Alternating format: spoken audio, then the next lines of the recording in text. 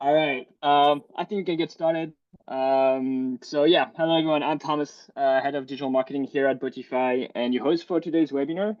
I don't know exactly the age of the audience today, but before I was a thing, the only search platform I ever used was Google. I mean, Google was synonymous with searching, right? But for the past 2 years, I've started to use different tools for different purposes myself. Google for navigation, a mix of Google and ChatGPT for product searches, ChatGPT alone for like deep research. Anyway, all this to say that consumers, us, have now an array of platform we can use to find what we're looking for. And this is exactly what we're going to talk about today. How can your brand be found by consumers, bots and AI agents everywhere they search? All right, so to discuss this, I'm joined with two friends, but more importantly, two incredible search experts, AJ Gergich, VP of Consulting and Services, and Frank Vitovich, VP Solutions Consulting here at Botify. Hi, guys. Hey, Thomas, We promise to behave. Thank you. as Thank you. best we can. Yeah, because we do have a lot of go through today. But before we go through that, a couple housekeeping items. Um, First of all, we have time saved at the end of the webinar for questions. So ask away, ask your question during the Q&A feature. There's a lot of attendees today, so we might not be able to go through all the questions, but we'll follow up with you with answers after the webinar. And in case you're wondering, yes, this webinar is being recorded and you will be sent the recording after. And so now, without further ado, please, Frank, take it away. So we have to behave since it is being recorded. So thank you Exactly. all for for attending today. Thank you for the intro. Thomas has gone off camera, and folks, if we see Thomas again before the end, it means me and AJ were bad, and he came Yeah, in to rein us back in. So 100%. we're going to do our best to make sure that we don't see Thomas again until the very end. But he is going to be working diligently on the background for us as we go through the webinar here today. Starting off with, we thought it would be fun to start with a poll. So everybody get ready. There we go. So the question that we wanted to start off with that should have popped up for everybody now is how many weekly users does Chat GPT have? And we're going to let this open for a little while. You could see we have less than a million, 240 million, 400 million, 650 million, or 1 This is billion. weekly, not monthly. Remember, Exactly. weekly. Weekly is the key here, and Tomas letting that go. And this number is fun. We're going to talk about it actually a little bit more because it is constantly changing. So if you look this number up and you're basing it off of 6 months ago, just know that it's going to be much higher than whatever number you had heard 6 months ago, which we will, like I said, be given a little more insight into. And I think we're going to leave this open for about 10 more seconds or so, and then we will have the big reveal as to what the answer is. But we can see it's pretty evenly split as I am seeing the live results. It's about 30% for 240, 31% for 400, and 26% now for 650 million. So there we go. I think we're going to move forward here. The results, again, it ended up pretty even. 400 million is the number one answer. And congratulations to those of you who had selected 400 million. That is the current number of weekly users that we are seeing with ChatGPT. And AJ, maybe you could talk a little bit too about how this has changed, because I know you and Yeah. I presented together in October at a couple shows, and this number was very different. Yeah, it's interesting. So October of last year, conference season, this number was about right around 300 million, but it was monthly. And so from then to now, it's a massive jump because obviously we're now talking weekly. And this number is from February. So my guess is it probably a little north of where it is right now. So lots of excitement and growth with the ChatGPT market. It's fun, man. You've been in this space for about as long as I have, I think. So do you remember the days? It's kind of reminiscent of the days of when we would wait for the web statistics to come out each month to see the share Yeah, of percentage from search yeah, engines. Because for those of you who have not been in this is for say 20 years or so and remember a day when you had to do reporting for Google, Yahoo, and Bing separately for Yes. all of your clients. It was a thing where, and I remember when when Google took over kind of the lion's share and was over 50%, it was like, whoa, man, this thing could be big. And it feels like kind of, that's where, where we're at today. And along those lines, where are we at here? Whoop, come on. There we go. That's what I wanted to do. AJ, I know you wanted to maybe talk through some of what we're seeing just in terms of queries per day as well. Yeah, I think this is even more interesting. So, if there's different studies that are out there. You're going to get some conflicting data, but roughly, Google's getting around 8.5 billion queries per day. And ChatGPT is already at 1 billion. Bing, depends on where you get your data, is somewhere right around there, like 900,000 to a billion queries per day. So as short as it's been since ChatGPT's been around, it's already surpassed Bing, and you can see it's eating into Google. This doesn't to say like, oh no, this isn't one of those. Google doesn't matter. Obviously, 8.5 billion does matter, and we have a whole planet of users trained to use Google, so it's not going away. I think it's just more of an excitement around additional opportunity to see the space, shaking up and having extra players in the market is exciting. The other thing I would say is about depends again the study. Put a dollar in the jar. I said depends twice. I was gonna say So there were 8 minutes in, and we've yeah, already reached our it depends quota. All quota. right, we gotta keep this in. The around 40% to 50% of that 8.5 billion on Google are either branded or navigational search. So what's really interesting is what types of queries are making up that 1 billion over on ChatGPT, and like what type of mind share you can attract from your customer out of that 1 billion is an interesting thing to kind of think through once you realize half of the Google share is navigational branded.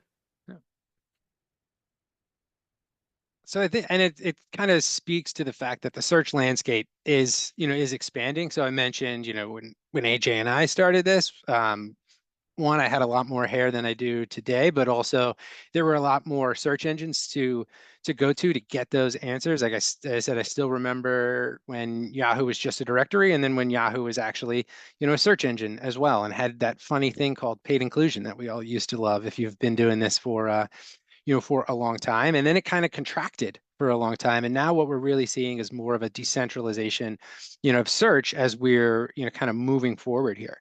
So, we listed some of the logos here that have become players in, in the game today. But, OpenAI has made it easier, for users to search, with ChatGPT. Perplexity has announced, a new browser. Google is actually kind of in a spot where maybe they're not necessarily leading, but reacting, which is something we haven't seen in a really long time. We saw with kind of the initial rollout of AI overviews and how they had to, bring it back for a little bit, and then, re-release it. So Google is kind of not necessarily, where, kind of driving things anymore. They're kind of even reacting, a little bit. There's new platforms like Mistral, and that's even without mentioning all of the agents, that are coming. So we're talking so far about just the AI LLMs that are out there, the AI answer engines that are coming out. But we are kind of just at the beginning of this world where agents are going to be doing a lot of interacting for us, purchasing things for us, and we haven't even seen that kind of increase start to really happen yet. But it's something that everybody should be thinking about and and preparing for. So with that, we have another poll question here, and Tomas probably got it. There we go. Pop that up for us. So you can have another minute here. But what are some of the most pressing challenges you're facing today? Is it battling organic traffic loss, the inability to act and implement changes quickly, lack of control over brand's image and authority, a lack of resources, or is it something else? All together. And while everyone's answering, AJ, what's your team kind of being tasked, and what are you here, or what are some of the challenges your team here? Because you Yeah. work very closely with a lot of our clients directly. Yeah, I lead our consulting team, so we kind of provide agency-esque services to clients. So we're facing talking to clients all day, right? And the two things I hear over and over and over. Don't want to weight the poll here, but the two things are basically there's so much more to do, but I have the same or less resources to do them. So before, when you only really needed a Google strategy, and now you need a strategy for all these other components, people are being asked to do more with less, is one. And the second is it goes something like this. My impressions are up or the same, but my clicks are down. Mhm. And so those are the two things that I think I hear the most. Gotcha. Well, that is right in line with what we're hearing in the, in the poll here. So we could see the number one was battling organic traffic loss, and then number two, inability to act and implement changes fast snuck in. It was third for the longest Yeah. time, and right at the end, it came in right above lack of resources, but all kind of, very similar, to what we're hearing. So you kind of had already started to talk through some of these, already, but how can, the folks on the line, turn some of these challenges into opportunities now? Because it sounds like the question, the other was very small. So it sounds like we have a pretty good pulse on, the biggest challenges y'all are facing right now. So how can they turn some of these challenges into opportunities, AJ? Yeah, exactly. I think that whole idea around the lack of control is what stops everyone. And you saw it snuck up to the top, that inability to react quickly, combined with resources. I think we'll get into this as we talk throughout the day. One of the biggest things is updating your data. So it's hard for C-suite or managers to make decisions with a lack of data. And right now the data is muddy and or absent. And so I think that halts a lot of things right from the beginning. So if you say we should do this, well, right now you're so used to having analytics to back up a data-backed reasoning. So I think first things first is making sure you get your data right. Later, we'll talk about setting up some governance and how you can take back control. And then I think if you have the data right and you have a governance plan at the heart of your org, the resources will follow. Right now, it's tough because you're asking for resources without the data to back it up and without a governance plan on how those resources would allocate across an org. So a lot of what I'm working with teams on is setting those up, and we're going to talk through some of that here today, or a lot of that here today.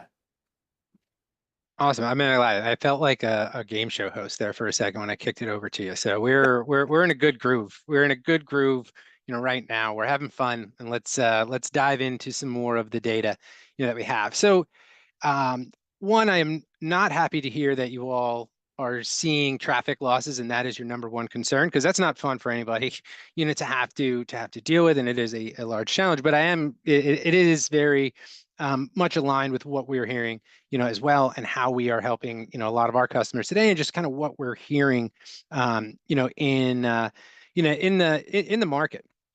And I think, from a Google perspective, AJ, you nailed it, that, impressions are up in a lot of cases, but clicks are not necessarily following because of changes to the SERPs and things like that. And, a lot of the clients, a lot of the prospects that I'm kind of talking to on a regular basis are kind of, telling us like they don't have a whole lot of insight into all of these other new AI engines, LLMs, and all of these other opportunities, to be found and to drive traffic, to your website. And while percentages today might be small in some of these areas, we are seeing them kind of rapidly rise. And as an example of that, one thing that I'd seen recently that I thought was worth, kind of sharing with everyone here was this is an example of AI bot activity on, kind of one particular website. And it's a content kind of heavy, website. So there's a lot of content. So you would think like, okay, AI bots would really want to, to crawl this. And, with we're able to do this because we bring in all of our customers, Googlebot data, Bingbot data, all the search bots, as well as the AI bots. So if you're not doing that today, that's something you definitely want to start taking a look at doing in terms of just getting an understanding of what are these AI bots even doing, on your website. This one stood out to me because if you look in the far left, this is way back in the old times of December 2024. So 4 months ago, basically, Googlebot accounted for over 60% of the bot activity to this website. And then from a percentage standpoint, just over the last 4 months, we could see that's down to less than 30%. And it's around 25%. And it's not because Google decided like, hey, I don't need to crawl this website anymore. It's because there's all of these other AI bots, that are now, hitting this site on a regular basis. So OpenAI and all other AI bots kind of grouped together here are accounting for almost 50% of crawl activity. And that's just change in just 4 months. We're seeing this kind of though across a number of different, clients. But just kind of knowing like, okay, these bots are on my site, you kind of need to go a layer deeper to really understand what kind of opportunity exists, for you and in your brand. So another example here that I wanted to kind of point out where we have seen there's different AI bot activity on every website, and it's going to give you an idea as to what kind of opportunities you have. So on the left-hand side, we have an example from an e-commerce site, and on the right-hand side, it's a content website.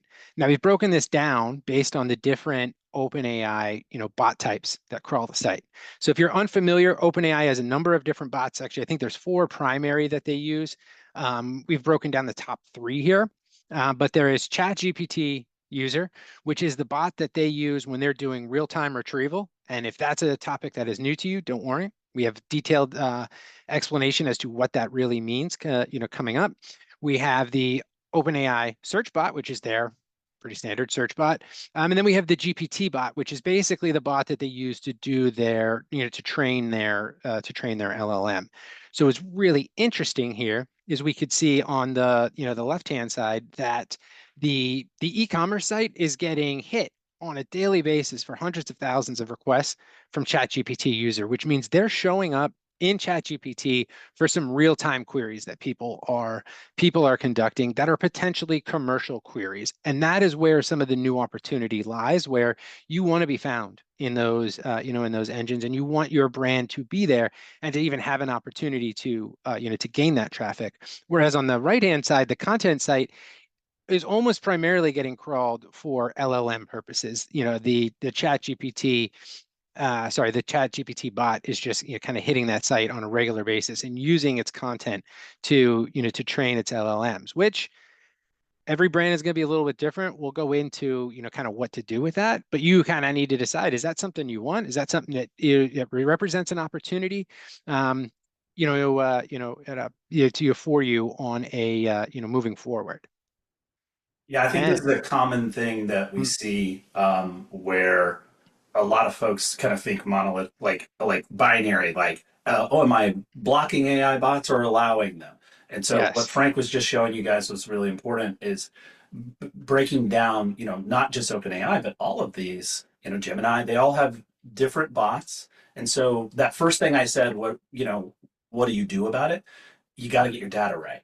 If you don't have the data, it's really hard to make a plan. So that log file data and that simple bot data is gold right now, because you can start to see what's happening and make a governance plan, like we're talking about here, based on data instead of just assumption. Yep. Yeah, exactly. And the governance plan is huge because, again, a lot of clients and prospects we're talking to don't really know what to do with this data, right now. And kind of in some cases, it's just like, we'll block it all, right? Because there's infrastructure concerns because these AI bots are now crawling the site at a rate close to Google, sometimes more than Google in some cases. We showed you that example a few slides ago, and there is so much, everything is so new that there's a little bit of ambiguity here, even kind of at C-suites and higher levels than most of our the SEO practitioners that we're that we're working with, that it's like, well, is this an opportunity for us? Or there's kind of this school of thought, I feel like, from like a year ago, maybe, where it was just like they're stealing our content, they're coming to take it, and we should just block it all. And it's actually, again, for AJ, you probably remember this. Back in the day, there were folks who were like, we need to block Google News from crawling our site. It's stealing all of our content. It's stealing all of our news, not realizing like, wait a minute, it's actually sending a ton of traffic, to your website. So this governance plan is, as we kind of call it, is really key in understanding, which of the bots actually have a potential to drive, business value, for your organization. And then from there, you could start to understand, well, what are they finding? What are they not finding? It's actually really similar to when folks really started to focus on crawl budget optimization from an SEO perspective 7, 8 years ago. And I'm sure there's some folks on the line who are more early adopters who are like, I've been doing that for 10, 12 years. But, I would say it probably really started to take off maybe around, around that time. But it's really key to be then finding the new opportunities. Because if you don't even know, which content is and isn't being accessed by these AI bots, you're kind of flying blind and just making some assumptions. Yeah, the last thing I'll say on the governance plan, it's not, I get it, it's not a sexy topic, but it really should be the first thing on your mind if you lead an SEO team or you're on an SEO team. Like, newsflash, your C-suite, if you're an SEO, views you as a spoke, not a hub, right? They social media, SEO, paid media, like they're all spokes on a hub. And so that's one reason why many times you're fighting and scrapping for resources.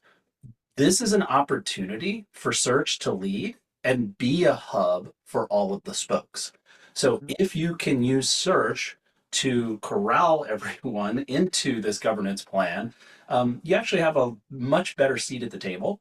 And you have much more coordination. That way, social isn't doing one thing, search is doing another thing. Classic, story, right? So it's not super exciting, but it's the thing. You need to get your data right, and then you need to get a governance plan.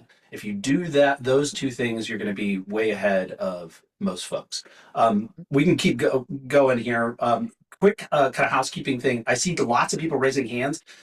We are ignoring you. If you're wondering, like, we are ignoring you, but we're not going to ignore you forever. So put them into QA. We're going to end with QA and take live questions. So just take your questions there, and then at the end we'll have time for QA. So I wanted to talk a little bit about kind of taking back that control and just give you a small primer on just how this works. Put them in the QA. How this works from just a simple standpoint. So we can go through this pretty quickly. Some of you already obviously know, but I think it's refreshing if you're newer to it. So when you ask an LLM a question, so the user is asking a question, you've got to remember it's in a static state that it's pulling down the answer. So an LLM is trained and kind of put on a shelf, and then people talk to it. So it's all a ton of data, but it's static. And so you're going to get limited answers back due to the static nature. And I'll give you an example here in this next slide. So we asked ChatGPT what its cutoff date was, like when was your cutoff date for knowledge, and it's October 2023, which the first time I saw that, I was like, well, that can't be right. But that actually is correct. That's for the new 4.5 model. So you can see, one tells you they've been training and setting on that for a little while, but the cutoff date is quite old. And the 4.0 model, which most people use, the 4.0 model is newer, but its cutoff date is still in June. So my point is, when you're talking to an LLM and say your e-commerce or your customers talking, they don't know what happened on Black Friday. They don't know if your content is in stock or if it's gotten bad reviews or good reviews. Doesn't know if it's on sale. It doesn't know anything that's dynamic, right? So keep that in the back of your head, which is why you see most, if not all, of the major LLM participants doing this. Their user asks a question, and then they use search, RAG, to retrieve and augment the results. So that way they get around this whole, uh-oh, I'm in a static bubble here. I need fresh information. So that moment where they query search is really important. And the big thing that we've been pushing for folks is the importance of Bing. I can have Frank just give a quick little reason why Bing's important here, but it used to not be where we would talk about Bing much in these type of webinars, and today we do. Yeah. Yeah, because of the Bing's integration with with ChatGPT. So when ChatGPT doesn't have an answer, I almost just called you Google. I think that's a compliment, AJ. Like we think of AJ as our answer engine here at at Botify. But as AJ just just said, like if they don't have an answer, they're going to do some real-time retrieval, and they're leveraging Bing's index to do that. So I know I have heard Bing come up in the course of conversations with clients, probably more in the last 6 months than the previous 6 years, combined, where again, it was kind of more as like, it had been more, of an afterthought, and it's becoming more of coming more to, to the forefront of people's, thoughts. Because if you're in Bing's index, you are, already going to be a potential answer, for folks when this real-time retrieval takes place. And if you get all of that set up now, you are really going to have yourself in a situation where, as the traffic share changes more and more, you're in a really good spot to capitalize on that versus people who are maybe being slower to to really adopt and to to pay attention to Bing. Yeah, exactly. Yeah. So how can we then do what actions can you take to do something about it? Three simple things that you could do. Obviously, you could do all these automated with Botify, plug, but you can also do these on your own as well if you want to set them up. But the first thing is having those sitemaps automated so that everything is clean and fresh and updated. You'd be surprised how many, even some of the biggest companies in the world, you go look at their sitemaps and they are not fresh and automated and up to date. So it's again not the most exciting work in the world, but it's vital to have that set up so that they know your fresh content, what they should be looking at, what they shouldn't be looking at. Second would be using things like Index Now. So again, that's free, where you can alert everyone that you have new content. And then the thing we've been really talking a lot about, again with Bing, is this push to Bing. Again, that is free, where you can actually not just alert, but push your content directly into Bing's index. Right now it is limited. We have a partnership with Bing, so we can get around a lot of the limitations, so we can do scale. But again, all three of those things I just mentioned, you could do off, sans Botify. There are just some limits to the scale of what you can do on your own, but you should be doing them all because they cost nothing.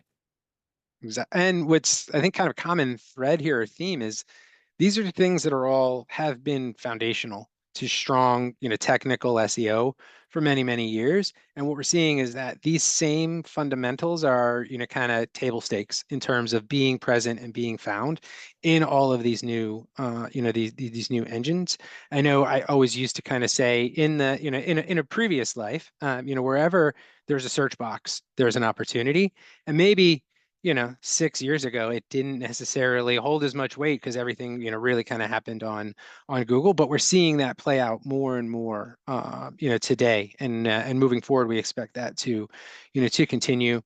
To hammer home AJ's point on why you should, set up the, the push to Bing. This is a client that we worked with where we, configured a push to Bing.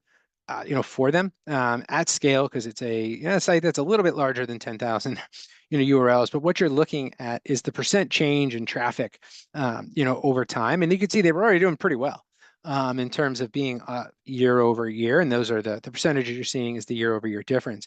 But you can see that little green dot is when we activated the push to Bing, and how almost like a hockey stick type growth, we saw them, just skyrocket in terms of Bing traffic, in a pretty, short period.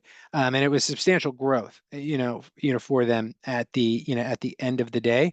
So again, even if you're looking at your analytics today and you're saying like, well, Bing is still, small, that percentage is likely going to change, and that ChatGPT integration makes it even more important to have your fresh content, be pushed directly into Bing, so that you can be found. Microsoft owns about almost 50% of OpenAI.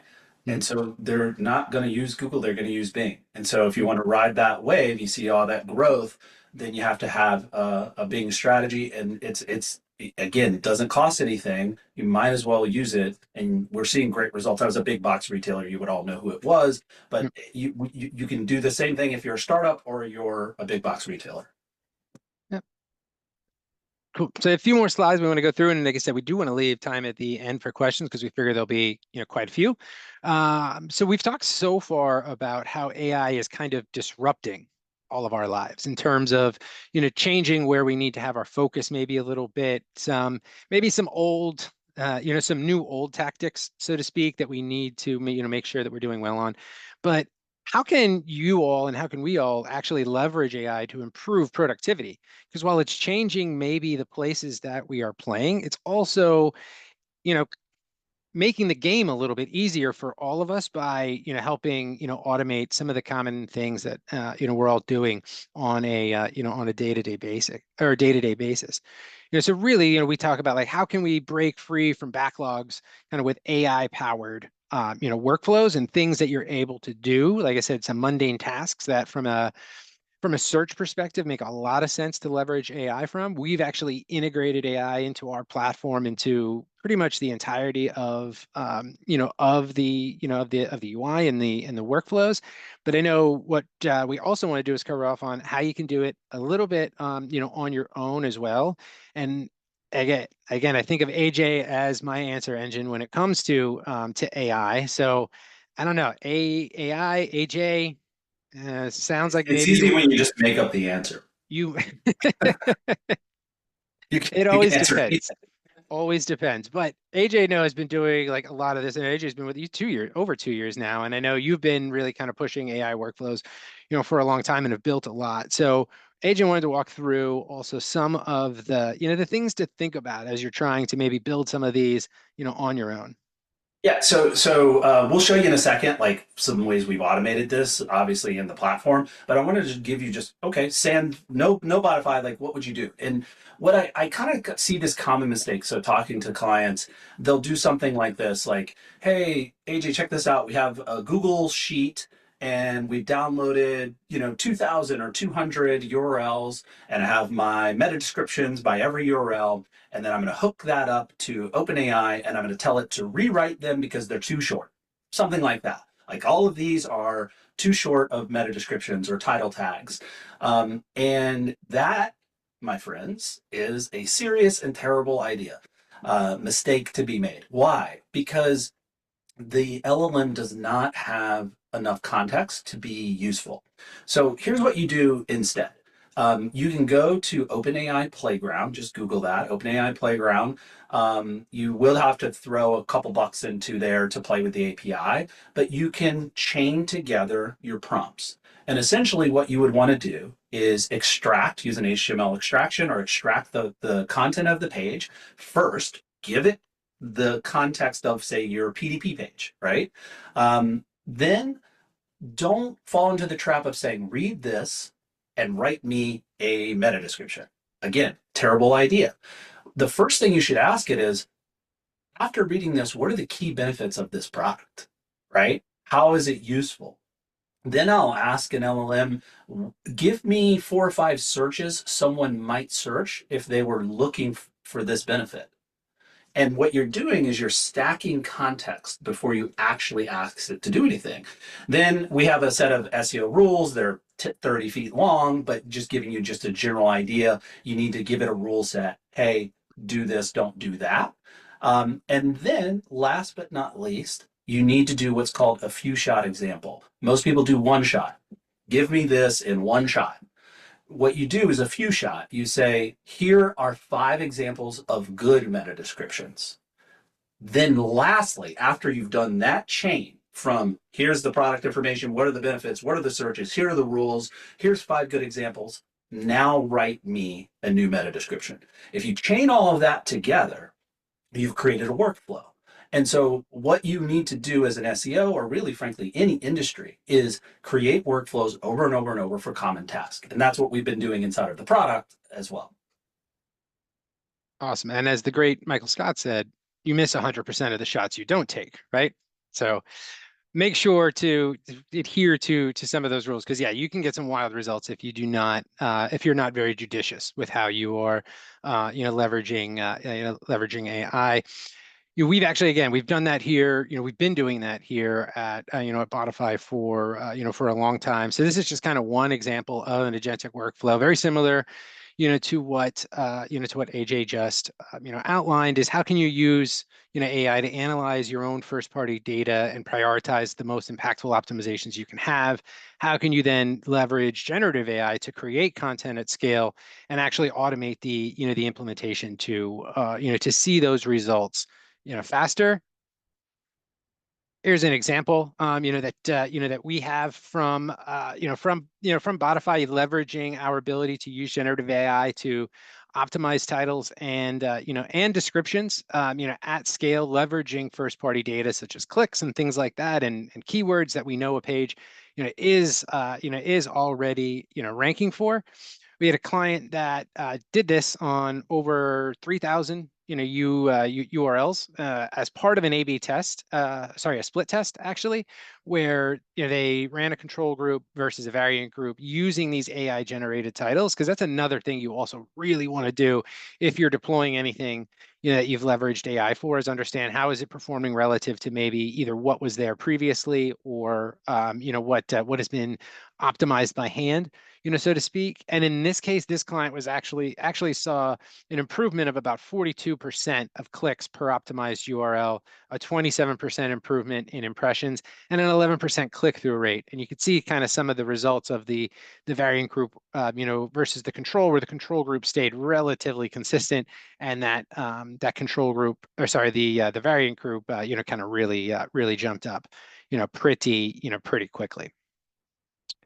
And with that, the last thing that we wanted to run through before we get to questions is, how you could also, leverage, agentic workflows in your day-to-day. This is something that we rolled out at Botify, very recently, to be able to, to help our customers, again, make save time in their day, and really take things that maybe in the past they had to do by hand and took a lot of time and were labor intensive, and help automate some of them to get them as close to a finished product as possible here. So give me 1 second. I'll actually switch my tabs that I am going to share. All right. Here we go. All right. So everybody should be able to see, our assistant, that we have here. It starts by just giving you a few sample prompts to start with. I had an inkling that once AJ and I started riffing back and forth, that maybe we would take a little bit longer than we were originally planning. So for the sake of time, I'm actually just going to run you through a full conversation that I've had to kind of show, again, like kind of things that you can leverage AI for to be able to save some time. Full disclosure, I'm using data and a sample from my own website, which, if you haven't been able to tell by my ridiculous background, I am addicted to Notre Dame football. For the majority of my life, it has not been the best. This last year, not so bad for any sports fans here. But I also wanted to use it so I can kind of, ask it kind of anything, and also something that I could validate myself in terms of, the validity, of this data. So I just asked it, started off, what are trending topics for Notre Dame, for Notre Dame football right now. And it actually gave me stuff. So you could see the appearance in the national championship game, the departure of key players. So these are all players that kind of have just left, this offseason. And these are all, I could, again, verify the accuracy of all of these. It actually sources some of them. But it gives you some ideas like, okay, what is being talked about right now, which is a kind of a good starting off point, right? So now I have some topics. Now I want to know, well, what are some actual keywords that are being searched for right now. So I could start to see, I asked it, what are the keywords related to some of these topics? And I got a good, a good list of some of these broken down by the topic. But, usually when you get a lot of kind of unformatted data, just in any sort of day-to-day, you want to put it all together. So now we've kind of combined it here into one table, and I know, what are the topics and trending keywords related to each? What are the intent? What is the search volume?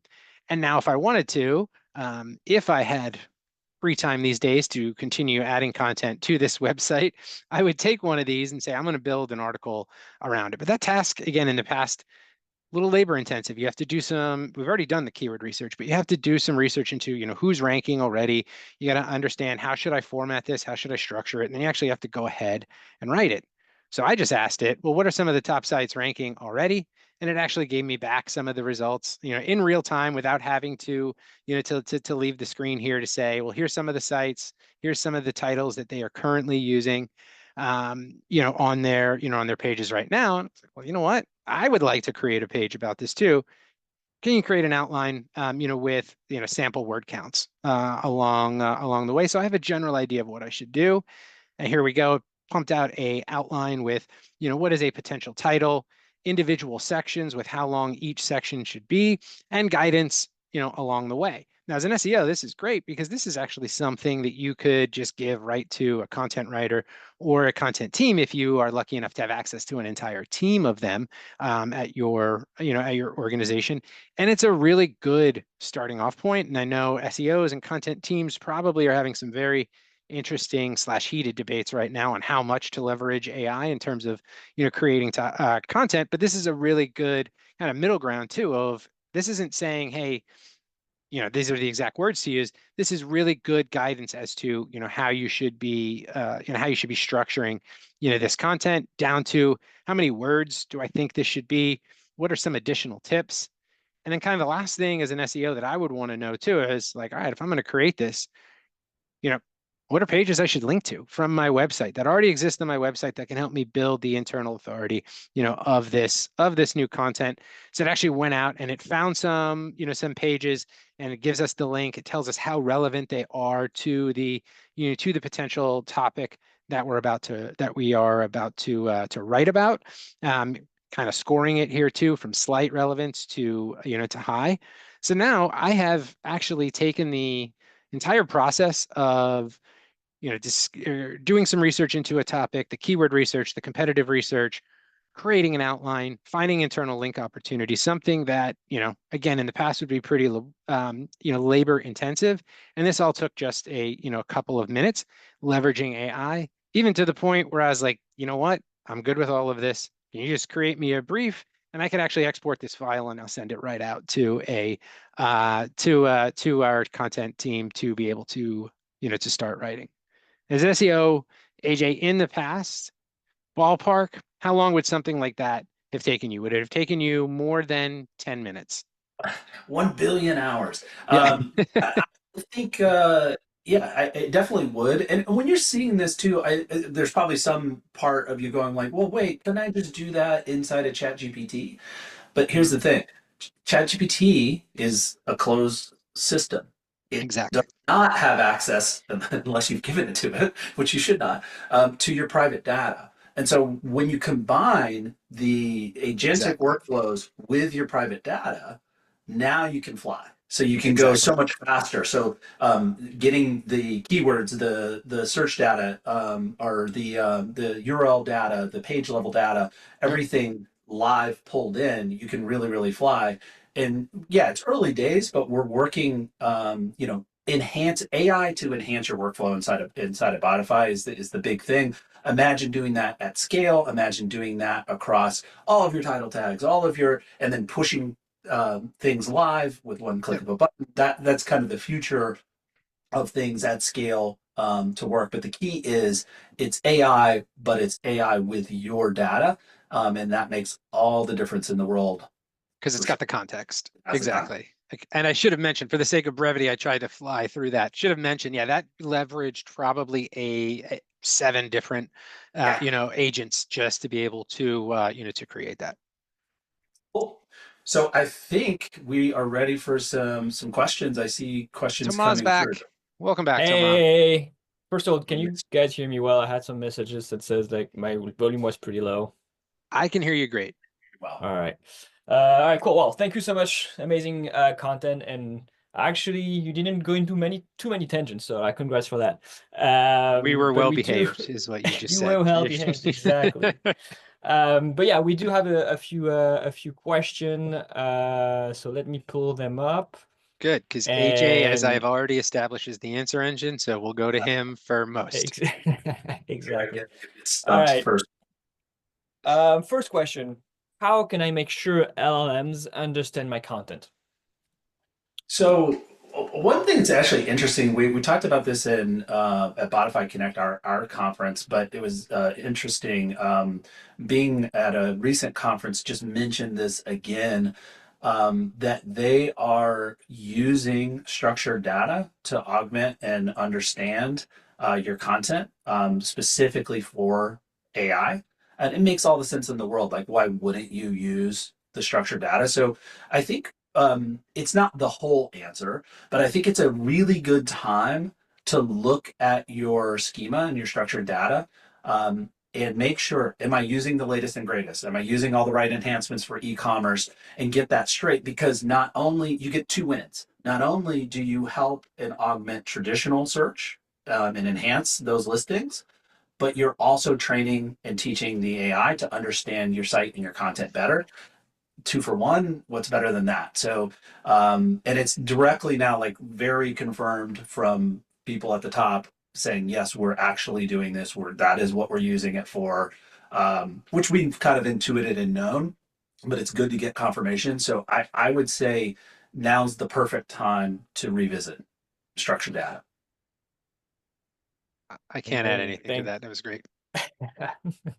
All right. Next question then. I think it's about when you guys were talking about indexation and push to Bing, push your new content directly into the index using AI search, used in AI search, sorry. Can you share how we can do this? Yeah, so you could, and to clarify, what we were talking about is pushing directly into Bing, which then Bing can power some of the results in the AI engines based on, Bing's partnership with it. But the push to Bing is actually a pretty, again, you could set it up on your own, or if you're one of our customers, it's pretty easy to set up directly within the platform as well. But I mean, you set it up basically through Bing Webmaster Tools, and you're able to to configure that, like I said, relatively easy. And it's There's an API. Exactly. We've partnered with them so we can get around some of the limits. So like if you have a really big site, Yeah. you still use it. You can use the free one. It takes a while to like get everything through. So we've gotten around that, but they aren't charging for it. So if your site is a little on the smaller side, go ahead. Yeah, use that API, connect it, and go. And if you're a Bodify customer, you talk to us about connecting it for larger sites, and we've kind of gotten around some of the limitations. Yep. Great. To stay on the content side of thing, we have a question that is: should I create a LLMs.txt file to help GenAI understand my content? Yes. I would say yes. I mean, look, if you're strapped for resources and that's the only thing you're going to get to do this quarter, no. But yeah, I mean, it's not. It doesn't take a long to make. You can use actually automated tools to make them. I would say why not? Go for it. And I like that you're asking that question. Like that shows the proper amount of curiosity and the push that you should be doing right now. So I would encourage that. But like I said, if you're limited on resources, that's not a silver bullet that's going to solve all your problems. Like fix your structured data, fix your sitemap first, do that last. But yes. And we've actually started to see some of them pop up kind of more in the wild just within the last, I would say, few weeks really, where we hadn't seen a lot of them in place, but we've started to see organizations start to put them in place. And I'm going to use this as one more chance to plug setting up a governance plan, because that's why I had said depends, because it all really does come down to what that governance plan is and understanding which engines offer you the greatest opportunity from a business perspective, kind of moving forward. Perfect. Going back to Bing now, I have a question See, that we've is said Bing more now already since than exactly. normal. Yep. So should I be more focused on my Bing SEO now? Look, I mean, Google's still the heavyweight, but I will say this: if you're like most people, your focus on Bing has been next to zero, like negative numbers. So the answer is yes, but not. It's like yes and right. Like Yeah. so, you know, you can't just say all I care about is Bing now. Like, of course not. But what I find for most people, they don't even have Bing webmaster tools set up. Like they just haven't been focused on Bing at all. And Yes. so the point being is yes, go in, look how you're doing, set some of these things up, the push to Bing, set up index now, set up your webmaster tool, get a lay of the land and see how you're doing because that is powering a big part of the growth for live retrieval on ChatGPT. Yeah, that slide that we had earlier with the 3 columns of things that you could be doing is just like a perfect starting off point if you haven't been focusing directly, on Bing of sitemaps, index now, and the push to Bing. Because I think, a lot of folks, maybe even if you've been focused on crawl budget for the last few years, have really been focused on Google. And there are definite differences between the crawlers, between, Google's ability to crawl and also, Bing's crawler. So you really want to understand what Bing maybe, is missing and really focus on making sure that that does get into the index. And so I think we had a couple questions about also when we're talking about logs. So I'm gonna merge two, which the first Sure. one was how can I find that data on my site? It's on the log files or site logs. And second, maybe if you can give a bit more detail on what each bot that you showed, what their purpose and what the difference between the three of them. So the ChatGPT user, the AI bot, sorry, and OpenAI bot. Yeah, I gotta take the one on the logs and how to find them. So it's gonna, I almost said it depends, but it really will depend on your server setup right now. If you are leveraging a CDN, the CDN is going to be your best place to get your log data because it's going to handle all of the requests that are coming in, and it's going to be the greatest, source of truth. If you're not leveraging a CDN, the server logs or the access logs are probably what you want to be talking to your IT team about to be able to, to get access to those. A lot of times we do find that even if, maybe organizations haven't been using them from an SEO perspective in the past, infra teams are, monitoring log files on a regular basis to understand activity on the site, to understand, are there things that need to be blocked? Are there, constraints on your server that are being placed, by different bots? So there's a lot of use cases for the logs that your infra team might already be, be leveraging. So you just need to get access to them, and then you need to be able to analyze them, from a search perspective. But if your site is big enough that you are on a CDN, the CDN is going to be the best bet, and it's generally relatively easy. Most CDNs have documentation already created. I know we have documentation. Again, if you're a Botify customer, we have that documentation handy for our customers to get those logs set up and to start analyzing them. And I don't know, AJ, you want to take the bot one, or you want me to just keep on going?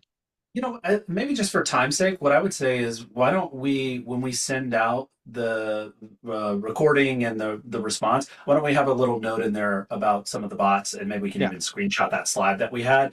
Here's the thing that I've seen a lot of people looking at their data and they're like, yeah, we're getting all this AI traffic, and then we show them, well, that's TikTok's training bot, and it's training on your content. And they're like, ooh, that's not the type of content AI traffic we wanted. And so what most of you want is users. And so you want to win at that moment of live retrieval. So if you're an e-commerce site or something like that, like what do you want people clicking, right? Until the bot can buy it for them. But for now, you want users. And so I think that's your first step, is like parsing out what is a training bot, what is a user that's coming through the platform via search or other means. And if you can at least start there, you're going to be in a good spot. But we can do a little snippet of that in the email, the follow-up email. Perfect. Yeah, we can definitely do that and send that over to you. I think we can have a last question before closing the webinar that is actually connected to what you just said, AJ, about RAG. The question is, are all AI platforms using Bing for RAG? And I think it's specifically about asking about Perplexity and even Google, which we assume obviously is not using Bing. But yeah, what can you say beside OpenAI? Like, what are the different options for the other, and what are the other platform doing? Yeah, so a lot of folks are using Bing because it has an API.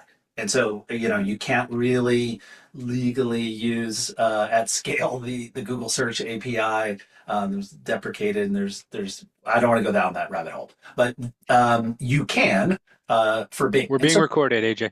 exactly. So yeah, are there ways you could do it? Yes. Should you do that? No. But for 99.9% of people, it's just more accessible. So they're mostly using Bing. I believe Claude just got web search. So now all of them have web search. So Perplexity has it, Claude has it, ChatGPT, Gemini, they all have it. Claude's using like Brave browser, but I don't know yet which search engine it's using to fill the results. But my guess is it's going to be Bing, but we'll see. So it's a majority of them are using Bing, which is why you've heard us focus so much on it. My point being is that I expect you already to have a Google strategy. I expect that to be what you've been doing. So the reason why we're talking about Bing is I expect you not to have a Bing strategy and not to know what's going on there. Right. So if you've been in the space for long enough, you're probably well aware and have a strategy for Google. So focus where you're probably weaker. But most of them are using Bing. All right, Frank, anything to add? No. Good. All right.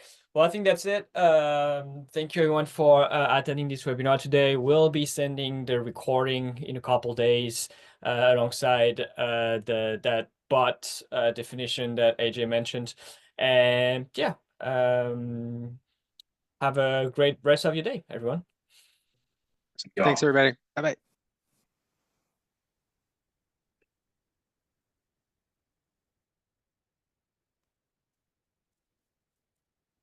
I think AJ, you have to close the webinar.